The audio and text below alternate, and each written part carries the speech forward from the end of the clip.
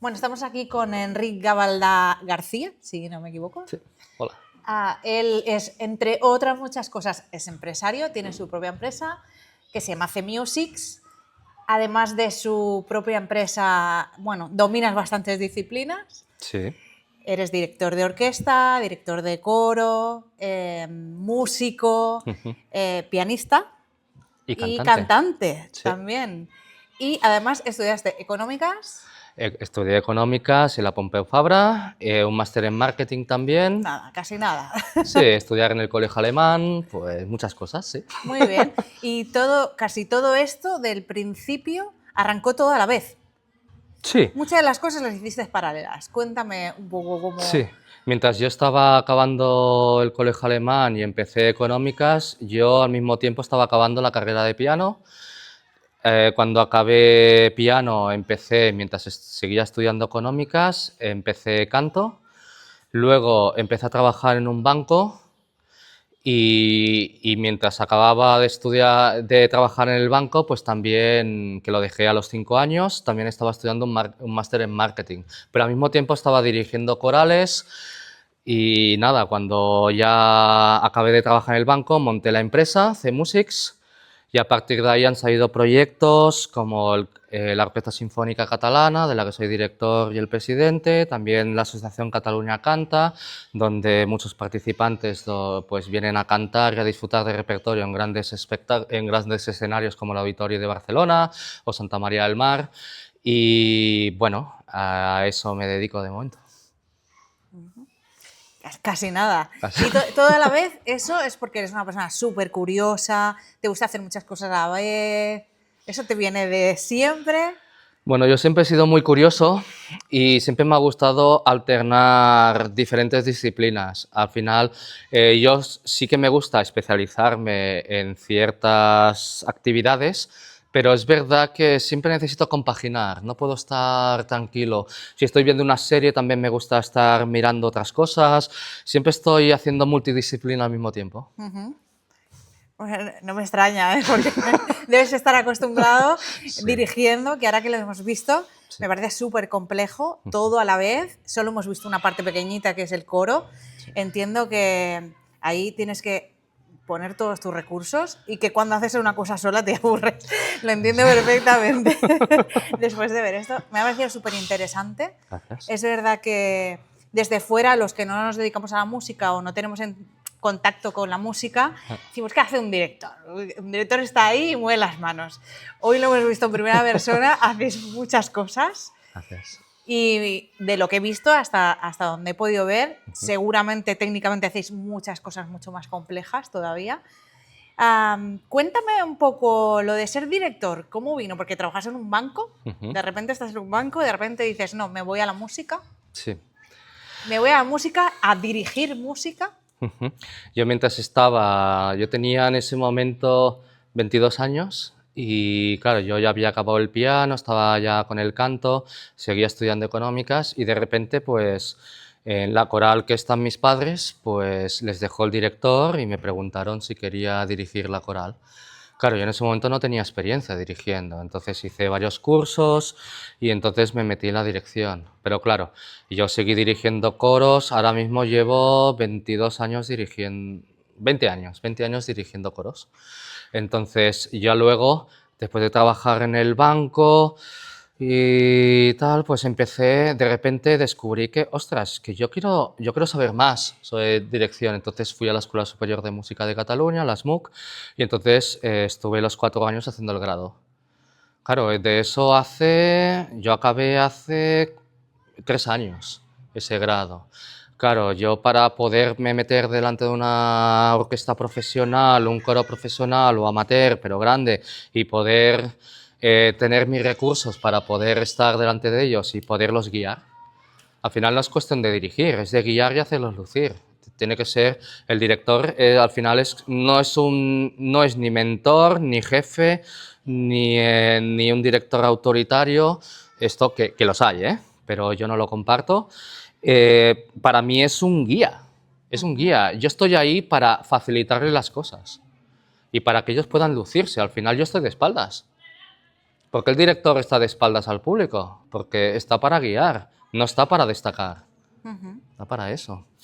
Y bueno, pues desde que estoy ahí, pues monté la Orquesta Sinfónica Catalana con músicos profesionales y también el proyecto Catalunya Canta, que antes era como proyecto, ahora es una asociación que tiene sus socios, se hacen conferencias gratuitas para los socios y para más gente, también se hacen conciertos de mucha calidad también gratuitos en diferentes sitios, en Hospitalet, en Barcelona, en sitios históricos.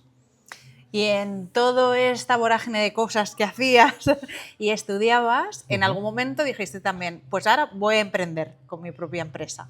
Bueno, eso vino antes. Vino antes. Vino antes de querer ser director, realmente. O sea, yo cuando cuando ya pensé que mi etapa en el banco había acabado, yo en ese momento yo ya estaba planificando una empresa pues que pudiera poner el mundo de las económicas y empresarial y la música más o menos vinculadas. Yo no quería dejar ninguna de las dos cosas y por tanto monté la empresa para poder montar. Al principio hacía festivales de música moderna y heavy, e incluso de rock, en diferentes sitios, sí, sí, sí. Y luego, pues claro, la música clásica siempre me ha tirado mucho y al final, pues el ambiente, al final para mí era más de mi estilo, el poder relacionarme con gente que le gustara la música clásica. Wow. Interesante también ver cómo has cambiado de estilo de una a otra. Muchísimo, muy interesante. Sí. Y cuéntame, a mí me interesa mucho, sobre todo, la parte experiencial, ¿no? Cómo vive el empresario la empresa. Porque yo, que tengo mi propia empresa desde hace 5 años, sí que es verdad que he sentido mucha soledad. A veces. Sí. He sentido mucha soledad. Yo tengo suerte que aún comparto dirección con la empresa, con mi pareja, y aún pues, nos repartimos, pero pienso, ostras, qué difícil tener una empresa y estar solo, como tú. Es muy duro, la verdad, porque al final tú puedes tener empleados, pero los empleados siempre están sujetos a un contrato, que tienen una estabilidad, a menos que haya una restricción que haya que hacer. Lamentablemente, reducción de plantilla, normalmente el trabajador tiene su sueldo y está cubierto y tiene su horario y tal, pero el empresario al final, o sea, horarios pocos. No. O sea, horarios es 24 horas, no, 8 horas y pobrecito, no se puede hacer más horas porque lo dice la ley, para Exacto. Nosotros no vale. No vale, o sea, el único tiempo que no estás trabajando y a veces estás pensando es cuando duermes. El resto yo he recibido llamadas a las 11 de la noche y depende quién sea, las tienes que coger. Entonces, ya no tienes horarios, no tienes ninguna limitación a nivel de para. Las vacaciones a medias, porque cuando cierras la empresa por vacaciones te siguen llamando proveedores, te siguen llamando clientes, te siguen llamando tal, tienes que planificarlo para cuando vuelvas a abrir, para cuando tengas que hacer otro proyecto, o sea, no paras, estás 7 días, 24 horas constantemente durante los 365 días del año.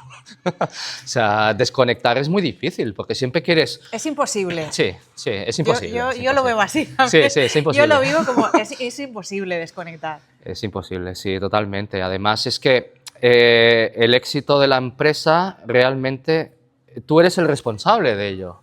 O sea, tú puedes tener empleados, pero al final si tú no mueves el timón del barco, el barco se hunde. O sea, depende de ti. Por eso no podemos acabar de descansar.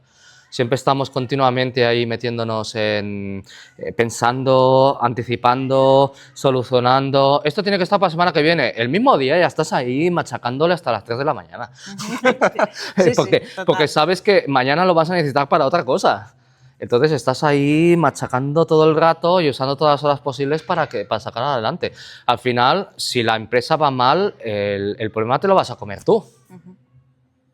Y empresas como SL es así, al final puede haber una limitación con un concurso, pero realmente te lo comes tú. Te lo comes tú. Y al final, siendo tu vocación o siendo tu ilusión, vas a luchar por ello. ¿A dónde te gustaría llegar con tu empresa? ¿A dónde te gustaría llevarla? A mí me gustaría que sea, la empresa al final es un paraguas de otros proyectos, o sea, está C-Musics, pero realmente desembocan varios proyectos, o sea, tanto la orquesta como el Catalunya Canta, como otros proyectos que hago con C-Musics. Entonces, a mí lo que me gustaría es que estos proyectos crecieran mucho más. O sea, yo ahora mismo, mi próximo objetivo es expandirme a toda Cataluña, tener diferentes bases y poder hacer estos proyectos en diferentes sitios. Claro, eso exige muchas horas, tener más gente, gente de confianza que puedas poner en diferentes sitios, que vayan moviéndolo. Claro, eso necesita una estructura ya bastante grande. Pero a partir de ahí, lo que pueda crecer. Cuanto más lejos pueda llegar, mejor, a más gente llego.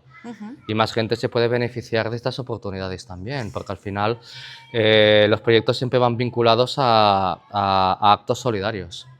O sea, hemos trabajado con Cruz Roja, con Botiga Solidaria, con Cáritas, hemos trabajado con entidades también, con la Fundación La Caixa. Porque tú tienes conciencia, mucha conciencia solidaria. Mucho. Bueno, eso es muy bueno ver en los empresarios, que eso Sí. es algo que cuesta, ¿eh? Hay empresarios que lo tienen en cuenta, pero cuesta bastante Sí. que la gente le dedique. No sé si en el mundo musical hay poca está conciencia. más cerca o no, hay poca conciencia o mucha. Hay poca conciencia, hay poca conciencia. Hay otros proyectos, hay otra gente que también vinculan sus proyectos ahí. Pero yo, por ejemplo, yo siempre intento que haya un win-win entre la entidad solidaria y mi empresa. Entonces, ostras, ellos pueden conseguir gran parte de la taquilla, pueden conseguir que también hago actividades implícitas para las entidades. A través de la Fundación La Caixa hacemos proyectos con la orquesta y con el Catalunya Canta para poder llegar a gente con limitaciones cognitivas, autismo. Todo esto estamos muy vinculados, muy vinculados. Entonces hacemos, para ellos es gratuito, evidentemente está financiado con dinero de la Fundación La Caixa y también con parte de mi empresa. Entonces, eso también, claro, yo también tengo una repercusión, aparte de la recepción y la respuesta emocional que yo recibo, que es precioso hacer estas actividades, para mí me llena muchísimo. Para mí es básico esto.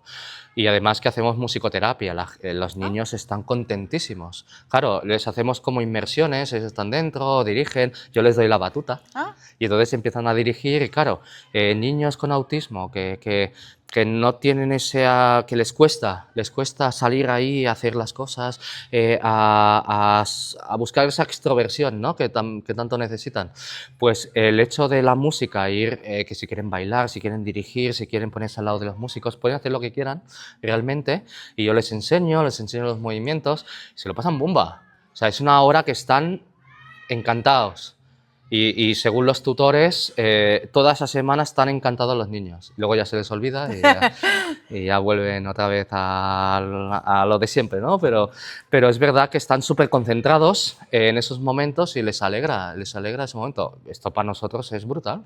Al final es que tú te dedicas a un mundo que es el musical, ¿no? Que es algo muy transversal, que a todos nos toca. Nos guste el género que nos guste, a todos la música nos toca de alguna forma. La música mueve emociones. Y todo lo que mueva emociones te produce algo aquí dentro. Eso también es una responsabilidad a la hora de dirigir, que no solo estás trabajando con algo que tienes que hacer, sino que trabajas con algo como la música, que, ojo, esto es materia prima. Sí, totalmente de acuerdo. Y no solo es responsabilidad y también, o sea, necesitas ser consciente de ello.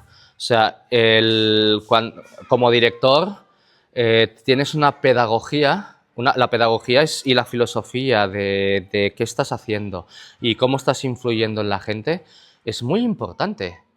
Por eso, cuando hablaban en su momento de que hay directores autoritarios y que machacan a la gente y que les gritan, todo eso estás afectando a una cosa muy personal de la persona. O sea, la persona está yendo a estas actividades porque le gusta la música, le gusta cantar, le gusta desahogarse socialmente, haciendo una actividad que le gusta. O sea, el director tiene una responsabilidad muy grande sobre esta gente.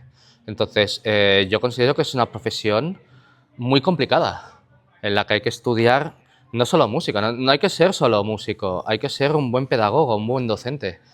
Yo he visto gente cansada, dejando las actividades que más les gustan, porque quien les ha tocado de pedagogo o docente no ha sido buen docente. Puede ser un buen profesional, pero hay que ser un buen pedagogo y docente.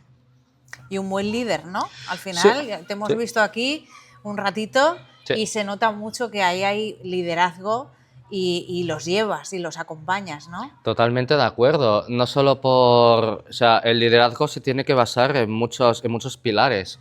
Primero, el que más tiene que saber sobre el tema y el más formado tiene que ser el director, en este caso.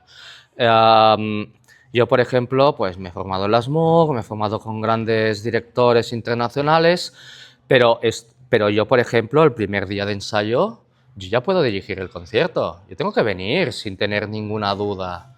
Yo no puedo, ostras, que me he equivocado y que el director haga, pues es posible. No, no puede ser esto. Tú tienes que aprovechar cada segundo que puedas para poder saber qué es lo que está pasando en todos lados, estar concentrado, optimizar el tiempo, estar seguro de lo que quieres en cada momento, que no tengas que repetir las cosas, no tengas que rehacer. ¿Qué pasa en una empresa cuando tienes que rehacer algún proceso? Pues que es carísimo, ¿sí? No solo a nivel de materiales, sino a nivel de tiempo. Al final, tú estás pagando empleados. Si tienen que rehacer una cosa, has perdido una semana, ¿cuánto dinero es eso? ¿No? Es carísimo. Pues pasa lo mismo en la música. El director no puede equivocarse en ningún momento. ¿Se puede equivocar? Bueno, es humano, pero no puede parecer que tiene dudas el director. Entonces, es un poco de contagio, ¿no? ¿Y eso se aprende? ¿Eso se aprende? ¿Lo has aprendido con la experiencia o es algo innato? ¿Ya tienes ciertas habilidades innatas en esa parte comunicativa Sí. y poner la música o lo que sabes al servicio de? Yo creo que no todo el mundo tiene la misma facilidad y extroversión como para poder desenvolverse en público de la misma manera. Eso es lo primero. O sea, al final siempre hay talento. ¿Se puede trabajar? Por supuesto. Todo el mundo puede trabajarlo. Lo que pasa es que los que tienen talento al final les saldrá más rápido. Eso en todas las facetas de la vida. Eso pasa en todos lados. A Messi le pides hacer un cuadro y quizás no te lo hace. No lo hará, no lo hará. Pues quizá no, no sé, ¿eh? Pero es por poner un ejemplo. Él tocando, o sea, chutando la pelota es el amo, es el mejor de la historia. Pues es que quizá en otras facetas no. Entonces, cada uno tiene vertientes, cada uno tiene facilidades. Una de las cosas más importantes es conocerse a sí mismo. ¿Sí? Ya lo decía Sun Tzu. O sea, conócete a ti mismo.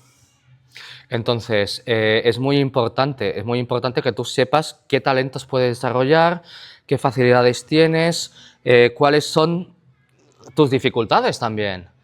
Y luego, a partir de ahí, conociéndolo, puedes trabajar esas facetas. Puedes potenciar tus talentos, que es, al final, te puedes dirigir hacia dónde está tu vertiente. Quizá tu vocación está ahí, realmente, y no la hemos encontrado. Yo al final, yo hasta los 33 años, 34, yo realmente no tenía claro que quería ser director.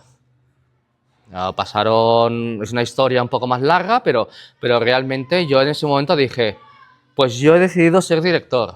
Ya no quiero hacerlo de forma amateur, sino quiero dedicarme a ello. Y entonces, claro, ves claro el camino, entonces trabajas. ¿Qué necesito? Esto, estas habilidades de tal, estos estudios, estos profesores. Yo necesito trabajar este tipo de repertorio. Facilidad, independencia de manos, que mientras una mano hace una cosa, la otra está haciendo otra, ¿no? Eso es súper difícil. Bueno, al final hay muchos deportes también que utilizan independencia de manos. Y al final es trabajo de muchos años, experiencia. Al final tienes unos recursos que puedes explotar cuando tú te desenvuelves delante de la gente. Yo cuando estoy dirigiendo, yo no estoy pensando en las manos en ningún momento. Las manos van solas. Van solas. Van solas, sí, sí, sí. Evidentemente, si en algún momento tengo que hacer una cosa especial, yo me fijo más, pero realmente ya durante todos los años va solo y sé que estoy haciendo lo correcto.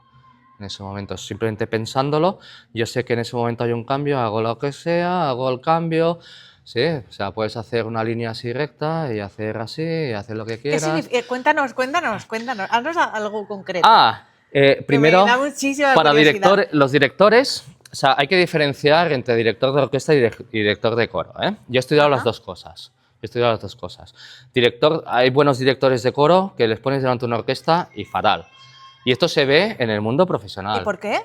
Porque ¿Es muy diferente? es muy diferente, no tiene nada que ver.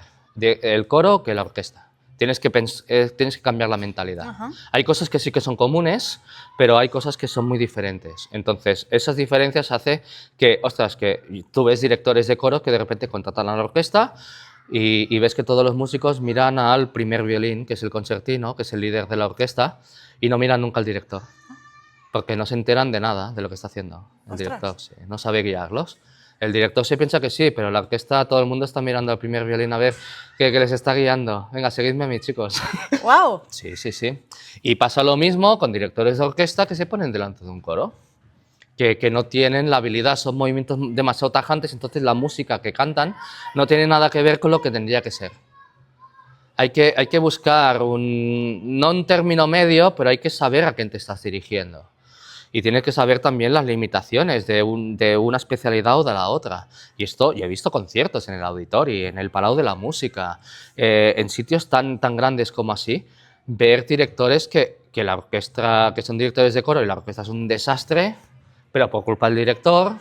La culpa siempre es del director. ¿Sí? Siempre, siempre.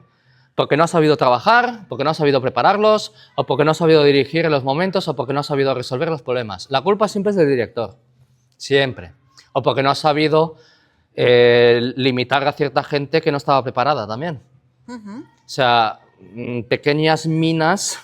Claro, no es tanto que es culpable del final, del resultado final, sino Del de proceso. todo el proceso, ¿no? Todo. Porque es la responsabilidad del director Sí. todo el proceso que viene antes de Claro. la gran función, ¿no? Incluso la preparación de antes de empezar a ensayar. Si no les han enviado las partituras suficientemente antes, no les ha dado tiempo, no ha tenido tiempo el coro de preparación o la orquesta de preparación, no se ha sabido planificar. Todo esto es culpa del director, Ujú. igual que del empresario. Sí. Totalmente. Ser un buen líder no solo es estar ahí y motivar, eso es una pequeñísima parte de ser líder. Al final, tú tienes que demostrar, tienes que planificar, tienes que dejar todo bien estructurado. Lo que parece cuando a veces dicen, es que has improvisado muy bien. Sí, claro. Sí, claro. Después de un montón de horas de Ahí preparación, está. ¿no? Sí, exacto. O sea, al final tú puedes adaptar ciertas palabras, pero el camino no está para nada improvisado. Tú puedes decidir algunas palabras en el último momento, pero todo está preparado ya, de antemano. O por la experiencia que te ha marcado, tú has ido siguiendo unos pasos. Y entonces tú no puedes exigir una cosa que no les has dado tiempo a hacer. Es culpa del director. Siempre es culpa del director, pase lo que pase. Cuando sale muy bien, es gracias a todo el mundo, pero sí, es como el entrenador de fútbol, ¿no? Cuando todo sale mal, se echa al entrenador. Y cuando todo sale bien, qué buenos son los jugadores. Pero eso no te tiene que importar, o sea, realmente, porque tú disfrutas durante todo el proceso y el concierto es la culminación, pero tú disfrutas durante todo el proceso, de todo el trabajo que has hecho. Entonces, yo ya siento la satisfacción de todo lo que se ha conseguido. A partir de ahí, ¿se aplaude a todo el mundo? Claro que sí, porque todos hemos participado de algo más, ¿no? Yo creo que es una cosa que se tiene que pensar también a nivel de empresario. O sea, el logro no es del jefe. Es del equipo, ¿no? Es de todo el equipo. Entonces, eso también es ser buen líder. Yo creo que todo va muy relacionado. Al final es ostras, es como una galera, ¿no? De remos. Ostras, una cosa es que tú estés dirigiendo, pero ¿quién está remando? ¿Quién está avanzando en la nave? Y al final es todo el equipo. Tú necesitas ser muy consciente de estas cosas. Que, claro, sin ti eso no va a haber dirección, pero sin el resto tampoco te vas a mover a ningún lado. Y además tienes que hacer que estén motivados de alguna manera. La motivación viene de muchas cosas. Por el buen ambiente, por el salario, por las horas, las condiciones laborales. Todo eso al final influye en que el empleado, el compañero de equipo, vamos a decirlo así, el compañero de equipo, ¿sí? esté motivado para que todos rememos juntos. Al final, ostras, si la empresa va a la deriva, se van a quedar sin trabajo también. Eso también tiene que hacerlo compartir el líder. Ostras, aquí remamos todos juntos. ¿Os gusta el sitio de trabajo? Sí. Ostras, aquí todos tenemos que remar. Tú tienes que hacérselo saber también. Sí, totalmente de acuerdo. En los fracasos y en los éxitos. En los dos. Y volviendo, que quiero rescatar, Sí. que no se me escape, que me gusta mucho que nos enseñes alguna parte técnica de cómo, Sí. qué significa esto. Una pregunta. ¿Nunca llevas el típico, la batuta? La batuta con la orquesta. Con la orquesta. Sí. ¿Y el coro es con las manos? ¿O no? No, es que... ¿O es indistinto? Es que el trabajo, es que por eso es una especialidad tan diferente. O sea, el coro, tú puedes llevar el movimiento del... O sea, al final, los movimientos es ritmo. Es ritmo. Generalmente, a nivel técnico, la mano derecha debería servir para llevar el compás. ¿Sí? Entonces, aquí estoy llevando un ritmo binario de 2. 1, 2. 1, 2. Y la mano izquierda debería servir para hacer cosas melódicas. Entonces, mientras la mano derecha está manteniendo el ritmo, entonces la mano izquierda está haciendo música, está haciendo cosas. Claro, tienes que independizarlo. No puedes estar haciendo una cosa y la otra, ¿sí? Ahora, hay gente, cuando no tienes técnica, ves que los directores hacen lo mismo con las dos manos. Y dices, si puedes hacerlo con una, ¿para qué utilizas dos? Economía de esfuerzo. Entonces, claro, los grandes directores tienen una independencia de manos muy clara, muy trabajada. Simplemente para no duplicar información. Ya está, es eso. Entonces, ¿por qué los directores de orquesta llevan batuta y los directores de coro generalmente no? Y en principio no deberían llevar, porque al final en coro, los directores de coro, las manos al final tú puedes usar, o sea, tú puedes dejar implícito el ritmo.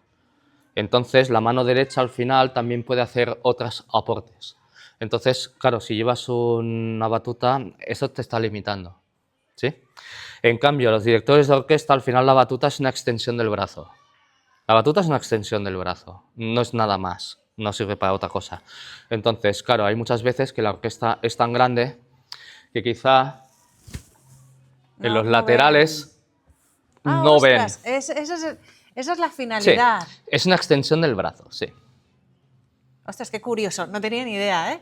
Me llama llama mucho la atención el tema de la batuta.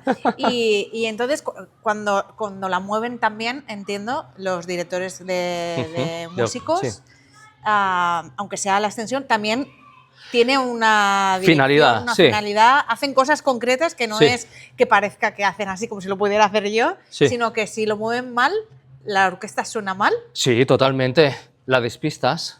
El director tiene que ser claro, o sea, la prioridad de un director es ser claro y limpio con sus movimientos. Que la orquesta no se pierda. A partir de ahí, si puedes meterle musicalidad, fantástico. Pero como mínimo, el primer error de un director es no ser claro. Hay muchos ahora mismo hay una generación de directores que son muy artísticos y gustan mucho, ganan muchos concursos y todo esto. Y luego hablas con los músicos. ¿Qué os parece este director? Y me dicen, no nos enteramos de nada de lo que hace. Vale, o sea, esa era una pregunta que tenía preparada. Si había mucho de parafernalia o realmente todo lo que se hacía era técnica, o depende. No, claro, hay orquestas profesionales que van solas. Eso sí, un buen director hace que toquen mejor. ¿Sí? Ahí está la diferencia entre los directores. Hacen lucir a la orquesta. Consiguen un sonido mejor, consiguen unas pausas musicales más emotivas, consiguen destacar, consiguen potenciar la obra musical más que otros. Ahí está la diferencia entre buenos directores, ¿sí? Entonces, claro, el movimiento de la mano derecha sigue siendo igual que te he dicho antes, es compás. Puedes llevar de 2, puedes llevar de 3, puedes llevar de 4, algunos compuestos que no hace falta decirlo. Y luego la mano izquierda, si no sabes qué hacer con ella, déjala quieta. Eso es el primer consejo que te dicen los grandes maestros. A partir de ahí, si puedes aportar algo nuevo, utilízala. Pero si no, ¿para qué la usas? Hay muchos cursos que te atan la mano izquierda atrás y te dicen que no te hace falta. ¿Quieres decir algo extra? Utilízala. Hay muchas veces que doy entradas, voy haciendo así, voy haciendo algunas cosas especiales, mientras la otra, que no se me pierda la orquesta. Claro, yo cuando canta el coro y canta la orquesta al mismo tiempo, evidentemente yo estoy mi mano derecha va automática con la orquesta. No os perdáis que yo tengo que estar por el coro. Ajá. Entonces, yo voy ayudando al coro, voy haciendo el texto, voy haciendo lo que sea, lo que haga falta, luego estoy pendiente del solista que no se me escape, que tal. Están pasando muchas cosas ahí. O sea, 200 personas están haciendo algo en el mismo tiempo. Entonces, tienes que estar controlando con unas cosas u otras, miradas, sobre todo los músicos. O sea, el coro, evidentemente, tiene que estar mirando. Un director que está mirando la partitura todo el rato y dando así, eso es antimusical. Tú tienes que estar en contacto. Yo a la orquesta, están pasando muchas cosas, pero que llega el momento del violín. Pues los violines están aquí, pues ojo, ahora tienes que estar antes con ellos, mientras están pasando mil cosas, claro. Tienes que estar separando tu cabeza en muchas franjas. Ujú. Y tú eres muy joven. Para ser, o sea, cuando tenemos la idea de un director de orquesta, nos imaginamos el típico hombre mayor, pelo blanco y tal. Cuando yo he dicho que venía hoy a verte a ti y todo el mundo, que será un señor mayor. No, es un chaval joven. Entonces, un Sí, poco en el mundillo musical, sí. ¿suelen haber muchos directores de orquesta jóvenes como tú o no? Hay de todo. O sea, al final los que salen en la tele, los que salen en el concierto de Año Nuevo de Viena, los que hacen conciertos en el auditorio y tal. Es verdad que cada vez se ve más gente de 40, 50 que ya tienen una trayectoria y llevaban tiempo dirigiendo, pero al final han conseguido destacar un poco más en grandes escenarios. Y lo normal es ver gente más mayor porque, ostras, al final necesitas una trayectoria. No puedes aparecer ahí porque sí. Ujú. Bueno, a menos que haya un dedo muy potente que te señale. Que también los habrá, también Los hay, los hay. Grandes patrocinadores que dicen a ti te queremos para poder así. Ay, fantástico, yo encantado de que vengan. Sí, pero no es lo normal. No es lo normal. Entonces, lo normal es que, ostras, puedas empezar a dirigir después de haber tocado un instrumento. Preferiblemente pues violín o piano o si eres director de coro, cantante. Pero claro, hay que estudiar después dirección. Hay muchos directores que no son directores y han sido músicos o Ajá. cantantes. No tiene nada que ver, es una profesión específica. Y ves a gente dando bandazos de brazos que no tienen sentido porque piensan que pueden ser directores por ser músicos. Claro. Y es un gran problema ahora mismo esto, porque el 80% de los directores de coros de Cataluña no son directores. Y eso es un gran estigma para la música en Cataluña. ¿Y es porque no hay? O sea, ¿es una profesión que hay un nicho muy pequeño No. o la gente no se aventura? Hay un montón de coros, hay más de 6.000 coros en Cataluña. O sea, es junto con el País Vasco donde más coros hay en España, realmente. Entonces, ¿qué problema hay? Que se paga bien el dirigir coros por hora. Entonces, muchos músicos que no han podido dedicarse a ello han visto la ganancia que hay en la dirección de coros. Orquesta es más complicado, es más específico, pero dirección de coros, todo el mundo se atreve a dirigir coros, todo el mundo. Entonces se desprofesionaliza un poco, ¿no? Están no solo desprofesionalizar, sino que están haciendo un flaco favor a la música en este país. Porque están enseñando mal y están haciendo creer a la gente que tienen delante que eso es un director. Y hay un problema. Ni pedagogía, ni ayuda en los gestos. Es una profesión. Es una profesión muy importante y muy específica y de muchos años de experiencia. No puede venir cualquiera. Es como si tú le dijeras a la primera persona que te encuentras por la calle, oye, ¿me puedes operar del estómago? Sí. ¿Qué pensarías? Complicado, ¿no? Pues pasa lo mismo con la música. Pasa lo mismo con la música. Estás afectando a las emociones y al estado de ánimo de esas personas que están viniendo. Si el director se está equivocando continuamente porque no tiene recursos y el coro lo hace mal por culpa de él y les está metiendo broncas a ellos, ¿qué les está provocando a ellos? Les está provocando que no se sientan a gusto, que se sientan por debajo del estado de ánimo que debían tener, pierden la ilusión. Les estás matando una emoción tan importante que les está provocando la música. ¿Sí? Es una responsabilidad muy grande ser director. Y esto no está pasando. Y al final, hay pobrecito porque es buena persona, pues le dejamos dirigir. Esto se escucha en las corales del país. Y claro, es un flaco favor. Al final se piensan que todos los directores son así. Ujú. Y es un problema de estructura muy grande aquí en Cataluña, sobre todo. ¿Y la gente se apunta a las corales a cantar? ¿Hay Sí. afluencia? Y encima pagan cuota de socio. Ujú. O sea, la gente es como si fuera, en vez de jugar a tenis, te apuntas a jugar a cantar. Te apuntas a Bien, cantar. claro, sí, sí. Diferentes niveles, evidentemente, desde lo muy amateur hasta lo profesional, que hay 3 o 4 en Cataluña, de profesionales, pero el Orfeo Català, pues, precisamente, es amateur. ¿Qué diferencia hay entre amateur y profesional? Al final, no es que sean buenas o malas, sino que unos cobran, otros no, por hacer el trabajo. Esa es la diferencia entre profesional y amateur. El Orfeo Català es de los mejores coros de Cataluña, prácticamente el mejor que hay, y es amateur. Nosotros hemos visto un trocidito del ensayo chiquitito con una parte y yo he quedado impresionada. Me alegro. O sea que me parece que será un éxito seguro.